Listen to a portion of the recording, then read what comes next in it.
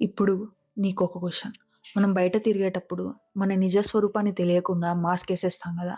అలాగే నీ మనసుకు కూడా నువ్వు మాస్కేసుకుంటున్నావా? ఒకరోజు కామ్‌గా కూర్చొని ఆలోచించు. అసలు నువ్వు హ్యాపీగున్నావా అని. ఎందుకంటే అందరితో నవ్వుతూ మాట్లాడుతున్నావు. అందరికి ఆన్సర్స్ ఇస్తున్నావు. అందరితో బాగుంటున్నావు. కానీ మనసులో ఏదో తెలియని అలజడి. మరి దానికి ఆన్సర్ ఇచ్చేదెవరు? నువ్వు కాదా? అప్పుడనిపిస్తుంది ఏదో మిస్ అవుతున్నా అని. ఏంటో తెలుసా? నీకెప్పుడు అయ్యో! వాళ్ళేమనుకుంటున్నారు? అయ్యో! వీళ్ళని హర్ట్ జేయొద్దు. బట్ నీ ఫీలింగ్స్ ఎక్కడున్నాయి? అవి పక్కన పెట్టేసావు ఎప్పుడో. ఎవరి మెసేజ్ కోసమో వెయిట్ చేయడం. ఎవరి కాల్ కోసమో ఎదురు చూడడం. వాళ్ళు మారిపోతే అయ్యో! మనమేమన్నా తప్పు చేశామా అని బాధపడ్డం. ఎప్పుడు మారుస్తావు ఇదంతా?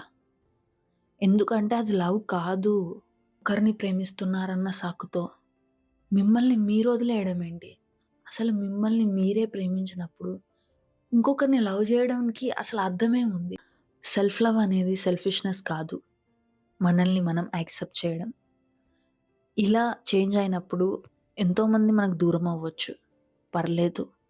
End of the day it's you. నిన్ను నువ్వే ప్రేమించకపోతే మరెవరు ప్రేమిస్తారు?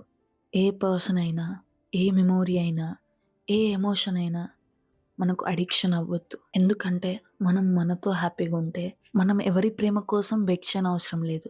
ఎవరి అటెన్షన్ కోసం చేజ్ చేయనవసరం లేదు. మనం మనతో హ్యాపీగా ఉంటే చాలు.